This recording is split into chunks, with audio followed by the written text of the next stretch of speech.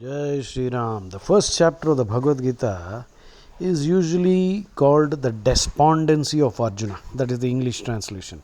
Despondent means feeling sad, dejected, disillusioned, and depressed. I would also like to call it Arjuna's broken cookie moment. See, the concept of broken cookie in psychology explains a phenomena that is found in children who, after feeling a series of disappointments, something very silly will trigger them to start throwing a temper tantrum. So, this is the fact in the life of most people like us.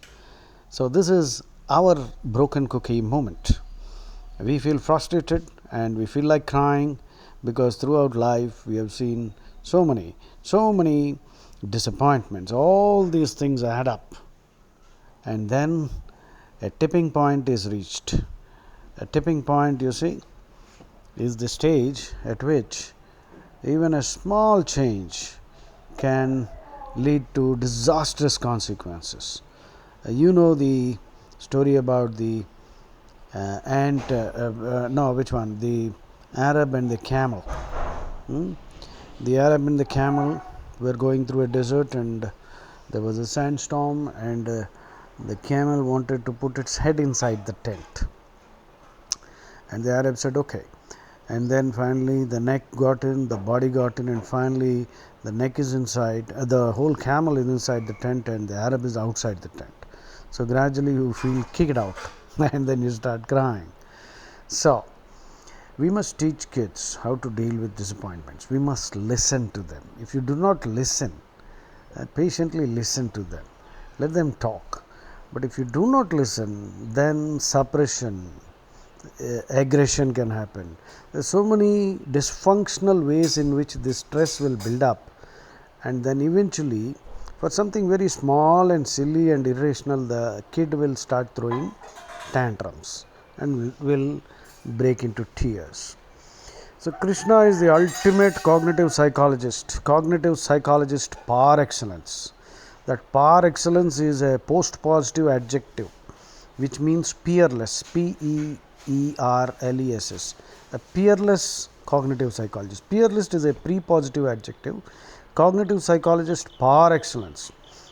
Cognitive psychologist non-pareil, non-pareil, means unrivaled, unequaled, the best. So, in this small talk, I want you to understand that truly study of Bhagavad Gita will yield so many insights into life.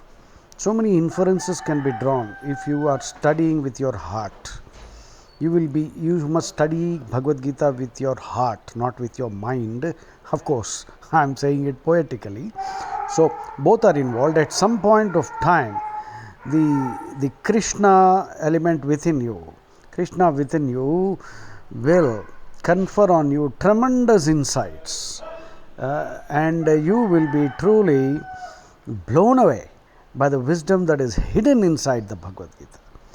So please use these phrases also. Arjuna's broken cookie moment, the broken cookie phenomena, the broken cookie syndrome.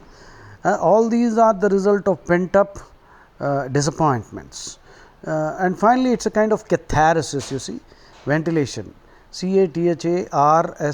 Catharsis or ventilation is a dysfunctional way of releasing the pent up emotions, the accumulated emotions.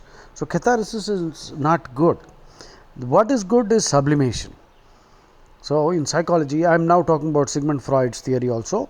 So sublimation in psychology is when you channelize your anger and negative energy into socially useful activity.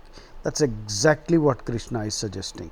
So all these pent up emotions are there, and if you start ranting and raving like Arjuna did in the first chapter, then you will abandon your duties and incur more papam, and you will be completely lost.